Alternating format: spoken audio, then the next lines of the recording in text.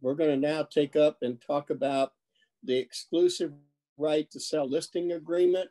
We're going to go through it line by line like we did the other, like we did contracts. It's Form K1336. If you don't have it in front of you, you would need to download it from NVAR's site.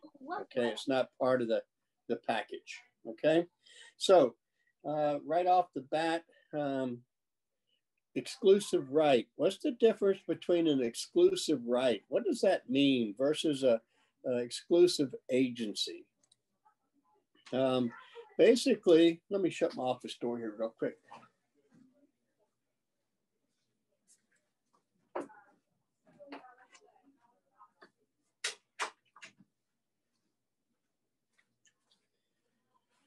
So basically, the easiest way for an agent to understand exclusive right, if you sell it, another agent sells it, or the owner sells it, you're still entitled to a commission.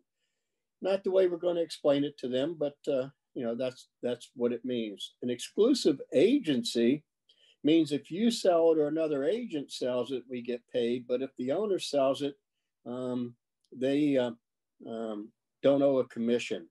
So if you reserve the right for the seller to not have to pay a commission on a certain purchaser that's already looked at their home, then you cannot offer an exclusive right listing. Because when you put an exclusive right listing into the system, you have guaranteed all agents, no matter who they take there, they're going to be paid a commission. And if they go out and get a buyer's agent and go back to a house they already looked at, and you said to the other side, to the seller, well, if that person buys, then you don't owe a commission. You're going to be paying a commission to the co-op agent out of your own pocket. Okay, so use the right form. Exclusive right is the form that you would use at most all times. There's also other forms out that NVA that VAR offers, but you wouldn't be using those forms without the permission of the broker. Okay. Any questions between the difference between exclusive right and exclusive agency? Okay. Then the exclusive right to sell listing agreement, remember, we're just going to go through this together, is made on, and there's a blank, and date by and between. So you see in quotation marks, the word date, agreement, seller, broker. If you remember from the contracts class, that is how you set a definition, one of the ways of setting a definition. So anytime the word date is mentioned in this listing, they are talking about that first blank, okay? Between the seller, now seller, you've got to be careful.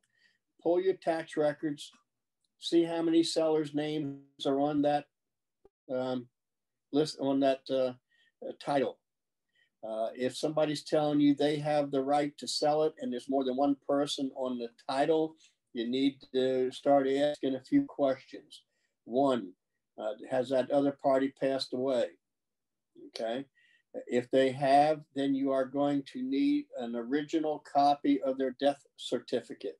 Okay. It's going to be necessary before settlement.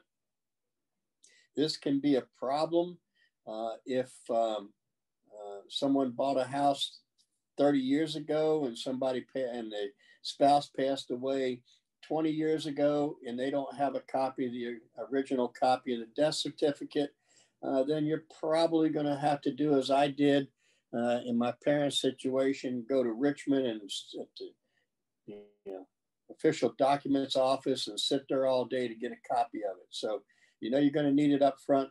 Make sure that you have it. Okay. If it's a divorce, sometimes these tax records will be behind time. So if it's a divorce, you'd probably need a copy of the property settlement agreement signed by the judge. So if there's more than one person listed in the legal records, ascertain why. If it is a corporation or an LLC selling, you're going to need a corporate resolution showing that they have voted to dispose of this or to purchase. So in those situations arise, make sure you talk to your manager, okay? Insert firm name here, broker. It is the name of your office, okay? Not the name of your actual broker, all right? Appointment of the broker, paragraph 1. In consideration of the services provided by broker and described in this agreement, seller hereby appoints broker as seller's sole and exclusive listing agent and grants broker the exclusive right to sell the real property described below. So you have to make sure that they haven't already listed this property with another broker, okay? Because they can have what we call an open listing and list it with many brokers. If they are, our code of ethics says you must ascertain that they are not represented already, okay? So ask the question, you know, make sure there's no other listing floating around. And remember, we discussed this under form changes this year, withdrawn status in the computer system. There is still a listing with that property. If you've been around as long as I have, you remember withdrawn meant that you could go after that listing. There was no longer a listing. Withdrawn now is simply, it reflects what the category is in Bright. So withdrawn, the listing broker still has a listing. They were just instructed to withdraw it from Bright. So unless the listing has been canceled, and that's what the category would say, or expired, there is still a listing. So you could not take an exclusive right listing on those properties, okay? Everybody okay with that and understand that? And if you do want to speak, remember to unmute yourself on your screen so that you can speak to me. Now, broker is agent, not you, okay? I understand you took the listing and you think you are the agent for the seller. You are not. The firm, the brokerage is the agent for that seller, okay? So if you wanted to leave a firm and go to another firm, those are not your listings. Those are not your buyer broker agreements. Without the permission of that broker, you would be interfering with their relationship. So we're going to say I'm your agent, but technically it is the broker. Okay. Paragraph 2. And once again, in these sessions on Wednesday, we're just going to go straight through word by word and answer any questions that you might have. First 9 paragraphs are pretty straightforward. It's after that it gets a little more detailed. So property, the street address, that is the mailing address, okay? Unit number, city, Virginia, and the zip code. And remember, the mailing address is the post office, okay? Where the post office is located. It is not where the property is physically located. So you could be in Fairfax County and have an Alexandria mailing address. So you have to make sure where it's located. I remember when I started out in this business 43 years ago, I worked for a little firm out in Herndon, Virginia called O'Brien Real Estate. And I remember the broker actually buying a house for a mistake that the agent made and reselling it rather than be sued. And what happened is the people wanted to live in Reston, and the house they sold them had a Reston mailing address, but it was really located in Herndon, okay? So ascertain the physical location of the property, not just the mailing address. Now, when we look at this tax map ID number, if you have that, it auto populates anyway. Parking space number, okay? Parking space number. This is important to get right. Um, some people will put 1, 2, 3, the number of spaces. Some people might say the actual parking space number. You're assigned parking space number 125.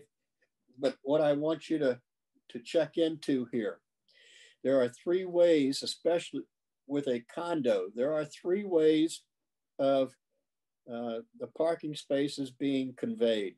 One is by deed, okay?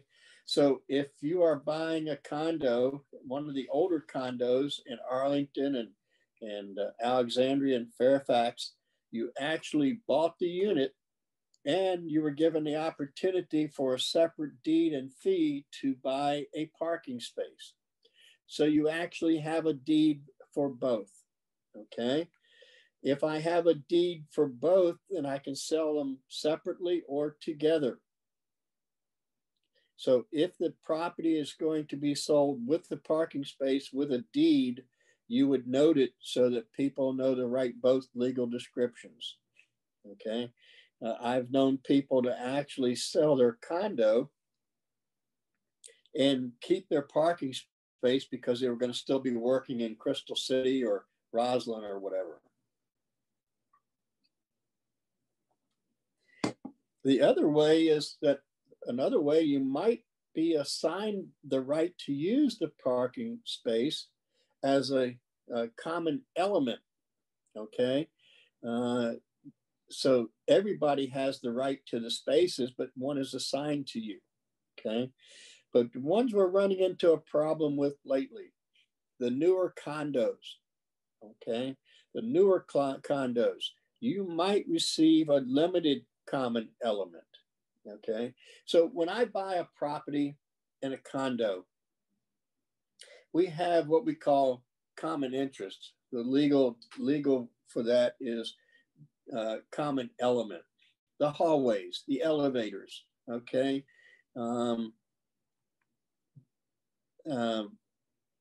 Pools, that type of stuff. And those are common elements that everybody has the right to use. But then you might have a limited common element. So these new condos, they have parking spaces that are part of the documents that says, Larry, you bought unit 1, 2, 3. So you have a limited common element. Only you can use the parking space number 8. Okay. I do not own parking space 8. I have the limited use. Only I have the use to that because of the documents. I can't sell that. Okay. And where a problem has been arising is people say, well, I don't have a car. You have 2, pay me 20 grand. You can have my space. Okay. And we could even draft up paperwork and record it at the courthouse, but I cannot sell something I do not own. Okay. And I do not own that limited common element. So that would end up being a major problem in the future because we started a separate chain of ownership for something I did not own. So end up in a lawsuit afterwards. So when you list a property, make sure you find out if it's a deeded parking place, assigned, or limited common element. Another example of a limited common element would be the storage locker in the basement, okay? Or if there's a patio. So my condo in Florida, the patio is on the outside of my unit, but it's my private patio. So it's a limited common element for my use. Other people can't just come and sit on my patio because it's a common area. Okay. So ascertain those. A good way to know whether or not it's deeded, I think, when you search ownership of a building, say Larry L. Anderson, and in that building, I own one space by deed that's like 500,000. The other one is 50,000. Well, that's probably a parking space that I have a separate deed to. Okay.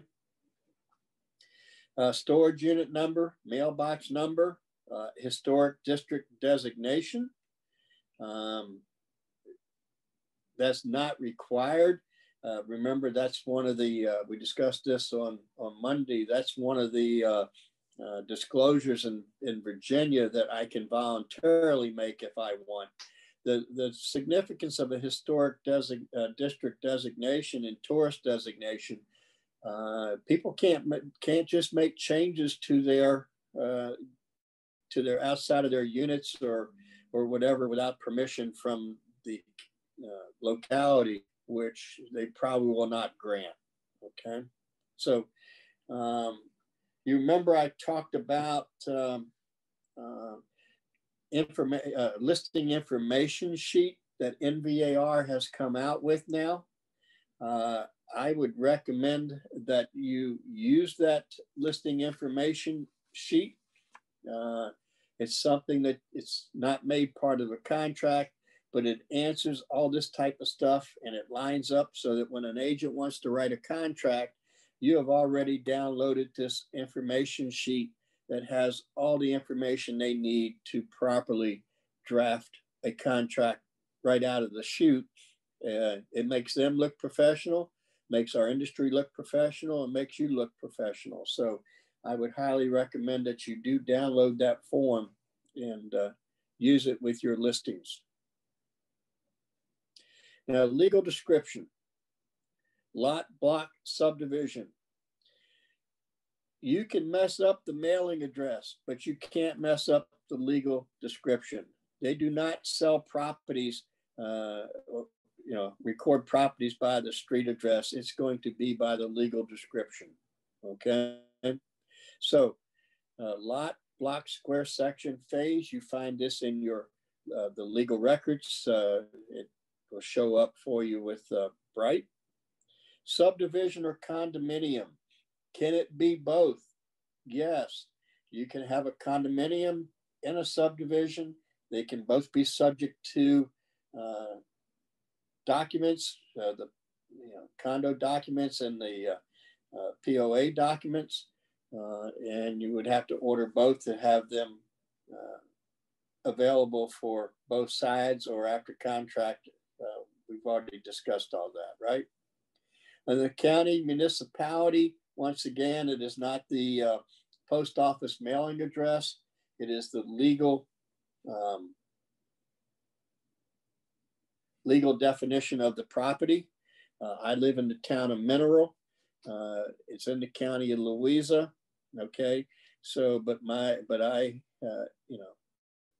it would be Mineral, Virginia for me, not Louisa, Virginia. Okay, and meets and bounds. What in the world is meets and bounds? Okay, meets and bounds. Literally, the legal description might say start at the big rock, at the corner of whatever. Go 150 feet to the big oak tree. So meets and bounds uses just markers that no one's ever really surveyed. I mean, there's, so meets and bounds, you are probably not getting involved with unless you're way out in the country. Okay. MLS description, the number of levels. It should be above ground levels, right? There is a basement, yes or no, and the basement entrance type. You can go to Bright to see definitions of the MLS descriptions. You can see it on your input sheet. Is it a walkout basement or is it English basement, that type of stuff? Architectural style, type of exterior, and disability access, yes or no. I don't think we need to get into too much of a discussion there. Any questions about paragraph 2?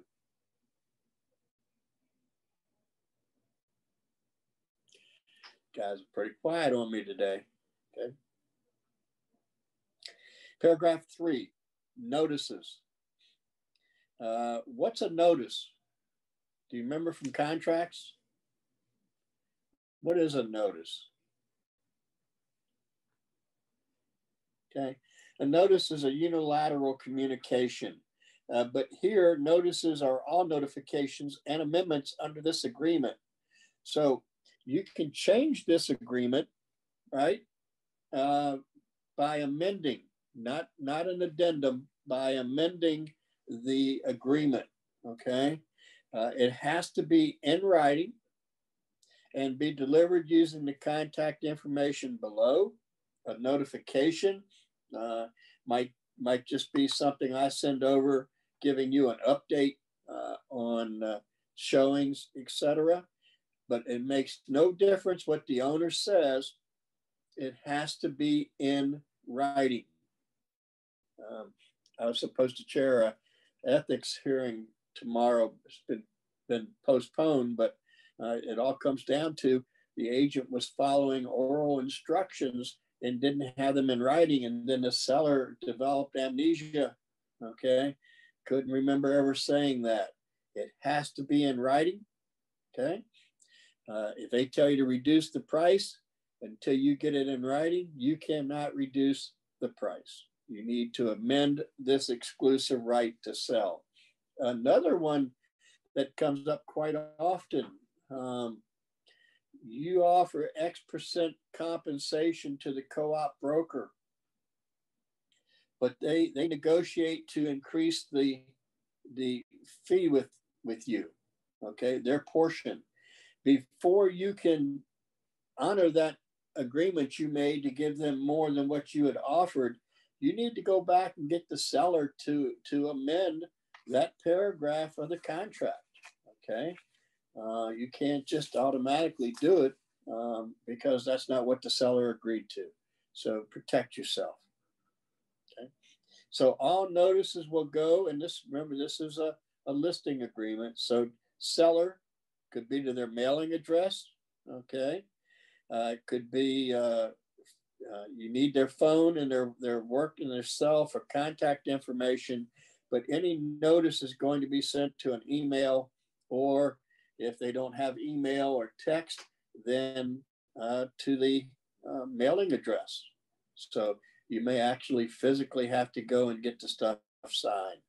The broker firm, that is not your information, even if you are a team, okay? It's not sent to a different site. It has to go to the broker's mailing address, okay, or email, because once again, this is between what two parties? Seller and the broker, okay? Pretty self-explanatory paragraph. Now, paragraph 4, term of the agreement. This agreement shall run for a period commencing upon signature by all parties, and that includes your broker, okay, because it's the broker's listing, right? So unless you have permission from your broker to be signing the listing, then technically we don't have a listing until the broker signs it. That is on page 12 of the listing agreement. So it should not be entered into the multiple listing system until the broker has actually accepted the listing, okay? I remember being the manager of Classic ERA over in Burke, Virginia, and I had an agent take a listing that I would not accept, okay? And they were very upset with me. I said, take it out of the system. I'm, as the broker, I do not want this listing. And because it had buried oil tanks on a residential property, fuel oil tanks that were old. So they actually quit my firm and went to work for somewhere else. And then there ended up being a major lawsuit because there was no disclosure of the underground tanks that were on the property. So sometimes the broker doesn't want the listing and they can actually refuse the listing because they are the agent, okay? Now, it expires at 11/59 on such and such date. This clause I don't like, but it's here. If a sales contract for property is ratified during the listing period, which provides for a settlement date beyond listing period, this agreement shall be extended automatically until the final disposition of the sales contract. I would prefer that the agents actually get a written extension of their listing to keep all terms and conditions in effect. You're covered here. You will get paid, but I prefer to have my right to represent someone in a separate form. Okay, but you are okay. The reason I don't like this is that until final disposition of the sales contract. What happens if it ends up in a lawsuit and this thing goes on for several years? I just see too many problems with it. But you are covered most times. It's probably going to settle. You might get a contract 20 days before the end of your listing, or even a day before your listing, and it's ratified, automatically extended in that instance. Okay. Paragraph 5, listing price. Okay. Seller instructs broker to offer property for sale at a selling price of. It's got to be a price in there. Okay. Who sets the price? The seller.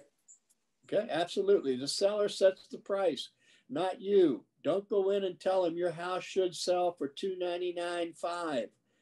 You provide them an RPR report or a CMA that shows a range of values. They choose the price. Okay, if you tell me my house is worth $299,500, it sells immediately the first day. And then at settlement, we find out the property has been flipped for $400,000. You're going to have a problem on your hands because you set the price. So I've always used something that goes like this. My CMA shows the price of your property should be between X amount of dollars and X amount of dollars. See attached CMA. Seller selects the price of, it has a blank, and I have them go ahead and write in the blank the price they select. In the event the property is not under contract within X number of days, we'll re-examine our CMA. Okay, but I want something in writing that shows they set the price. I like RPR. Hopefully you guys are using it. Another feature I like of RPR is I can go back to my saved reports. I can hit the little plus mark that's there and it will automatically give them an update. Okay. Make sure that you understand you cannot do a net listing. You get me this, anything above this amount of money, you get to keep as your commission. That is illegal in the state of Virginia. So don't even go there. Okay. So seller instructs broker to offer property for sale at a selling price of, or such other price as later agreed upon by the seller, which price includes broker's compensation. So no net listings. Okay. And there's a note here. Broker does not guarantee that the property will appraise or sell at the price stated herein, nor does broker guarantee any net amount seller might realize from the sale of the property. We can't guarantee that they'll receive X amount of dollars. Okay. I know there's a lot of ads I hear, we'll sell your house for this amount of money or we will buy it. I've never known any property that was bought. Generally, the price that they're offering is so low that if it doesn't sell, the people wouldn't do it anyway. But be careful how you guarantee any net amount. Okay. Any problems or questions with listing price? Don't fall into a trap, right? Conveyances. And once again, this is where that information for listing a property form is really great that you can fill out with the seller and you can upload it to Bright so that the agents can use it to get all these check boxes, etc., in their proper order. Personal property and fixtures. What's the difference between personal property and a fixture? Somebody want to tell us? A fixture is immovable. Okay, so it's permanently attached. Permanently right? attached. Yes. Okay, so personal property is something that could have intended to be a fixture, but it's not until it is permanently attached to the property. Excellent. So property includes the following personal property and fixtures if existing. Okay, if existing.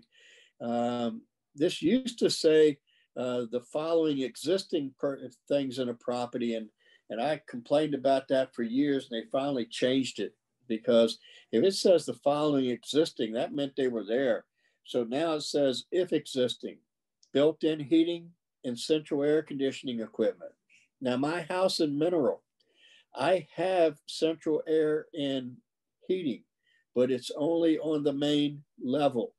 So when my property is listed, I have to make a note of that. Okay, the upper levels, we use air conditioning units in the summer, and it has electric baseboard heat.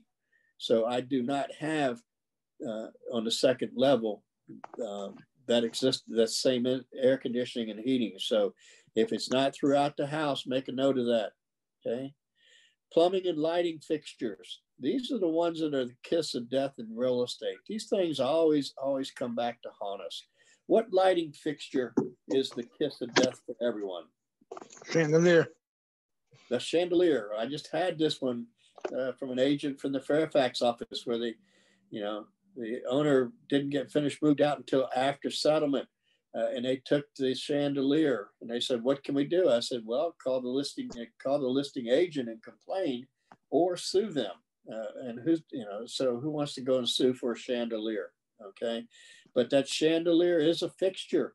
So if the people are taking the chandelier, tell them to take it down now and replace it with what's going to stay there.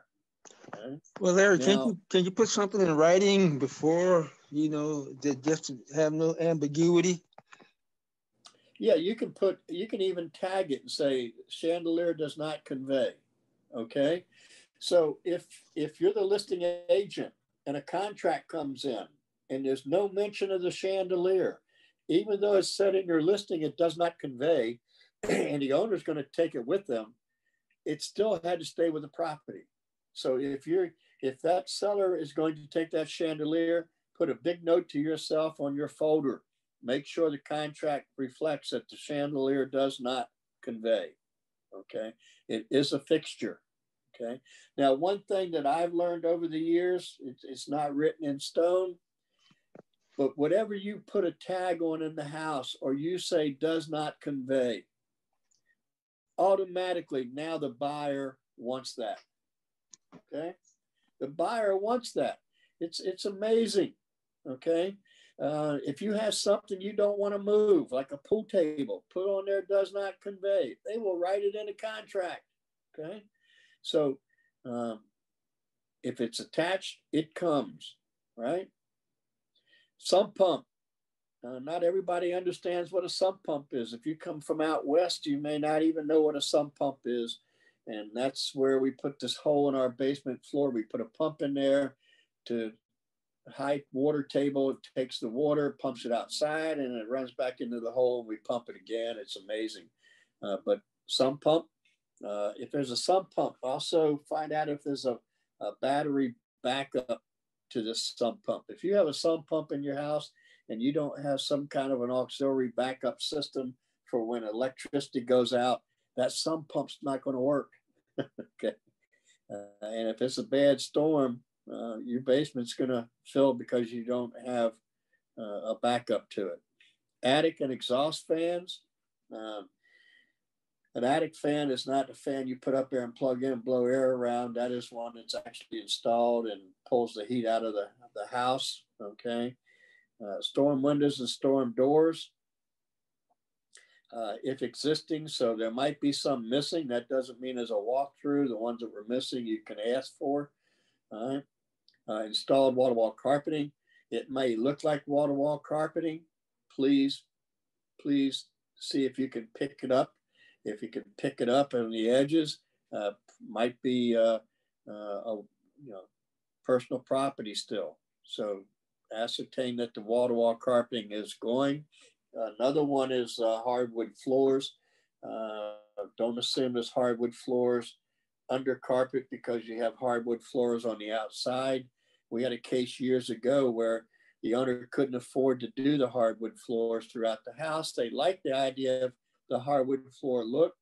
So around the borders, like a foot in, they put hardwood floor, and they had carpet on plywood, the rest of it. But the listing agent just assumed there was hardwood floors under it all. And when the seller moved, they actually took the carpet with them because it wasn't attached, and you know where that led to, right? So an agent ended up putting in hardwood floors, right? Window shades and blinds and window treatment hardware. What about the curtains and the drapes? Do the curtains and the drapes come? Nope. Nope. Okay. Sounds like you learned from experience, right? Nope. That's personal property. What's attached is the window treatment and hardware. So if they want the curtains and the drapes, ask for them in the contract, and you spell it out, right? Smoke and heat detectors, TV antennas, exterior trees and shrubs is another one that can cause problems. If your kids have been giving you plants for different holidays and you've been planting them outside and you want to take them with you, there are fructus naturals. Once you put it in the ground, they're not yours to take. So either list the ones you're taking with you or take them up and put them in a pot. Now they are personal property. That's just like those big urns that you see sitting on front porches that have plants in them.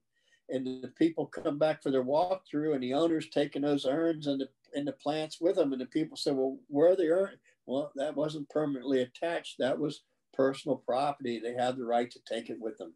So list it out, what's coming, going, and not, okay? Now, very important clause here, unless otherwise agreed to in writing.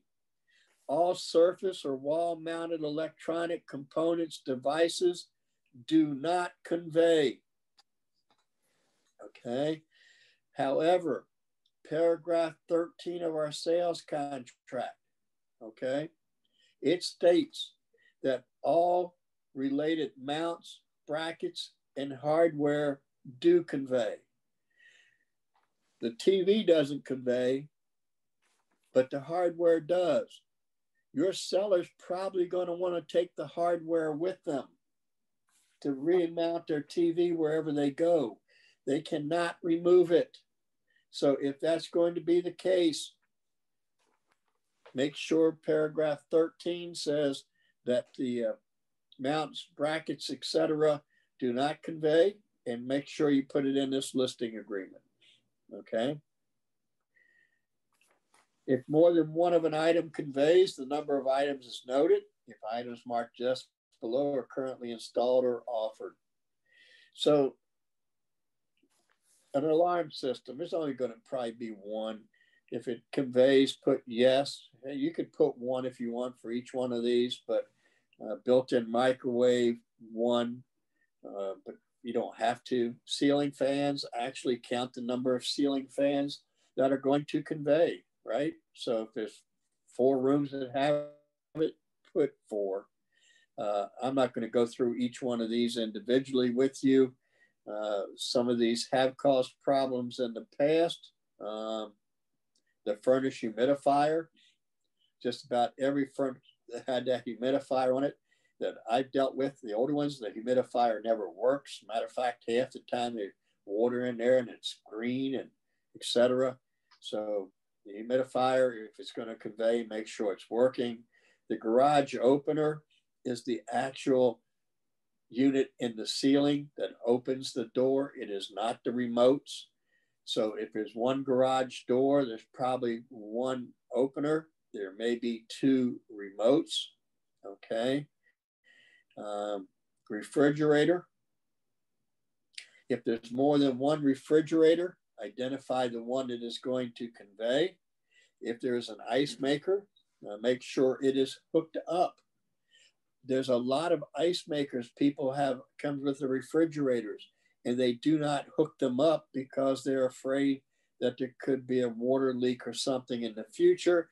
They may still have ice trays that they're using.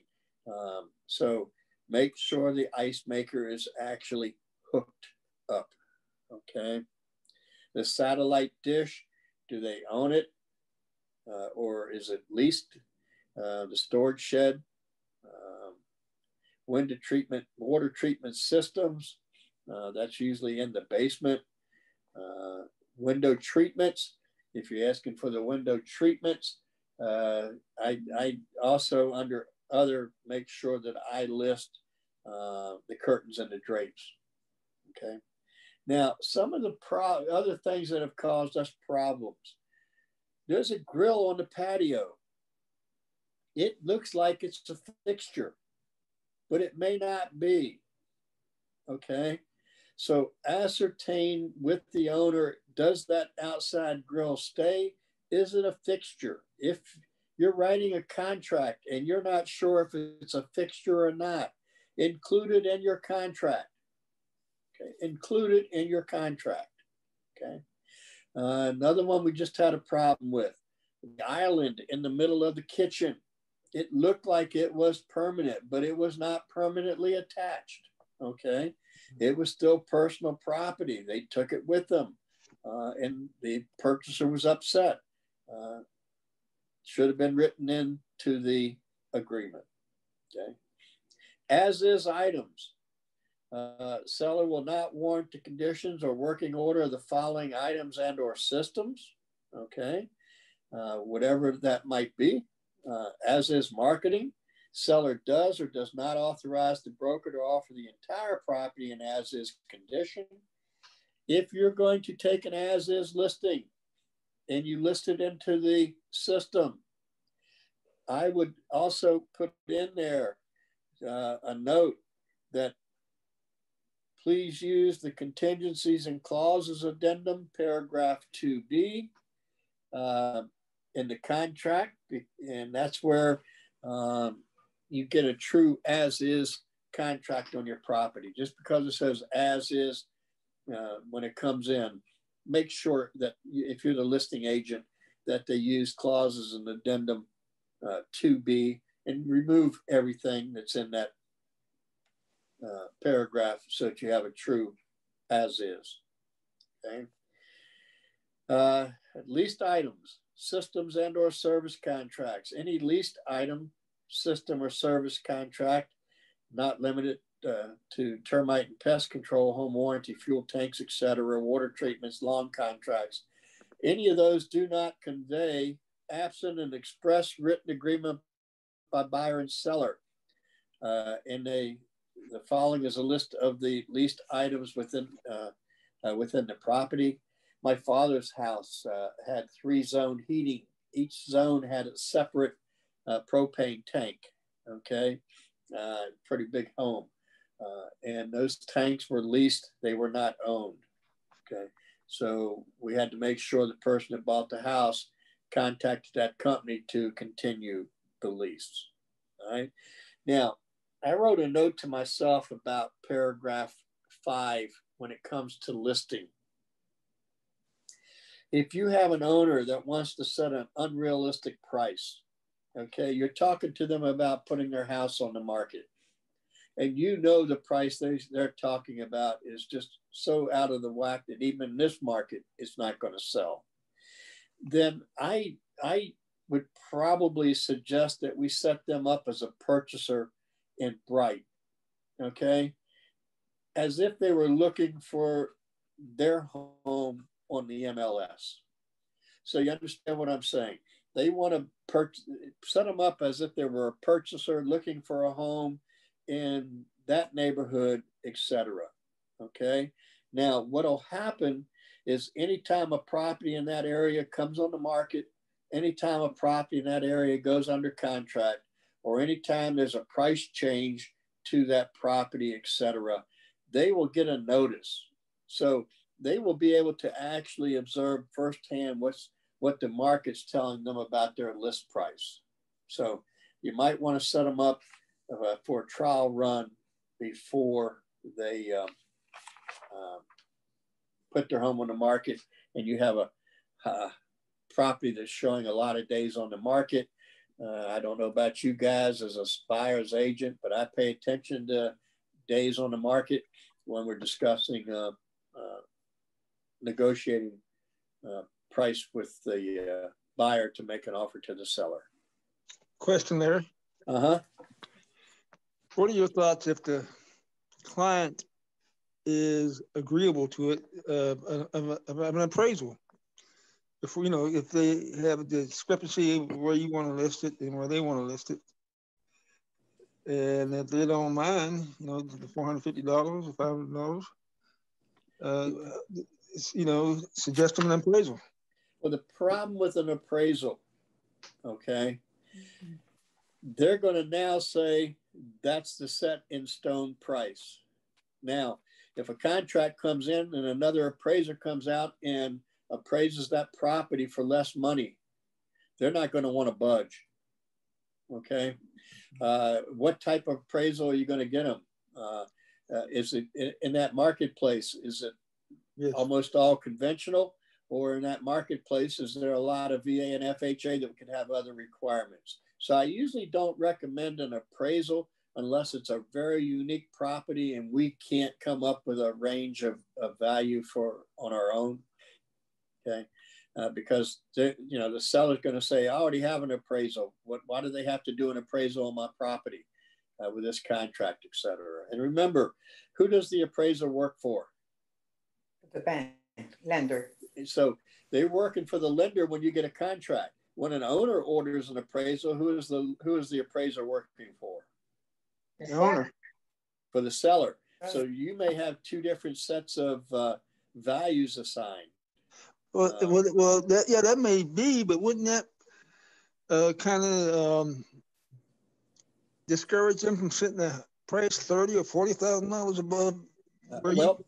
Well, you have to understand the appraisal. And if you explain to them that the other appraisal may come in different because of the bug, but it's been my history that they don't come in too terribly. This disparity isn't too terribly wide. I've seen some recently as much as 40 and 50,000 off of the sales price. Wow. Wow. So, the appraiser is, the appraiser has certain guidelines they have to follow. For instance, can they use a property that's under contract? No. Can they use the last sale? Probably not. Okay, they're going to probably have to do what we call bracketing. Part of the problem that we run into is that the seller, has been following Zoom. These different sites and seeing what they think prices should be, et cetera. I usually only do the appraisal if it's a unique hard property to establish a value on. But if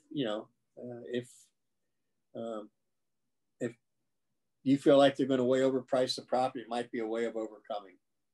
Okay. I do a class called Pricing Strategy Advisor. It's an NAR class, and it actually helps agents understand how to do a CMA similar to the way that an appraiser has to do it. Okay, so once this pandemic stuff lets up, maybe we'll do a session of that if people want to take it. It's an NAR class, so you have to pay for it, but it's a pretty good class in understanding how appraisers work and discussing it with a seller. Okay. Okay, any questions about anything we covered today? Okay, well, we'll pick up with paragraph 7 next Wednesday, and I will be here Monday at 11 o'clock for Ask Larry. So hopefully on Monday you will bring some questions to talk about. All right. Mr. Larry, if you don't mind, I have a question, if you don't mind, please. Okay. Yeah, it concerns the physical address and the post office address. Which one we have to go through? Physical address or the post office address? I'm sorry about that. Well, the street address is and post office address are one and the same. That's just the way that the post office identifies the property to deliver mail. It does not set a legal description. Okay. Okay.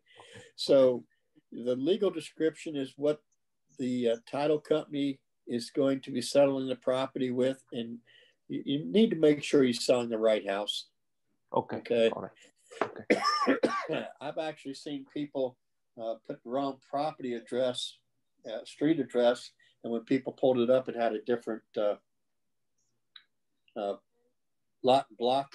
A case that comes to mind is piece of land was being sold, and the agent had the wrong information here, and the people thought, went in and took all the timber off the property they thought they had bought, and the seller showed up while they were removing his timber from their property. So okay. Always ascertain by block subdivision that you have the right property. All right, sir. Thank you very much, Mr. Larry. Okay. I have a question, Larry. Okay. On paragraph 4, the term of the agreement for the listing period, is it normal, like 90 days? There is no normal. No? Okay. But you see that a lot. I list all my listings for 365 days. 355? But I give a 24-hour guarantee where they can fire me. I'll share a story with you from when I was a brand new agent, 43 years ago. I was really getting discouraged, and my broker gave me a listing. Okay. Gave me a listing to help me out. And it was over on Carmine Street in Annandale off of Ravensworth Road, which backs up to the Catholic Church. I was holding a house open one Sunday called Easter, because, hey, Catholic Church, Easter, we were inundated, okay, needless to say. And people said, if you can get, we don't want this one, but if you can get the house across the street, okay, you can get the house across the street where our kids could walk out the back door to the home, we'd buy it. So I went over and knocked on the door, and the people said, well, we're thinking about selling, okay? And they gave me a 3-day listing because that's all we needed, okay? And I put in a 90-day kicker.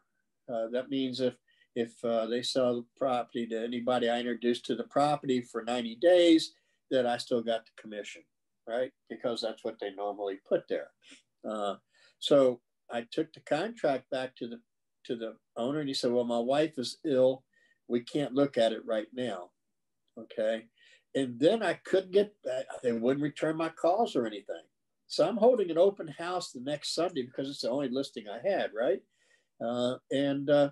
I look across the street, and the people I wrote the contract for are moving in.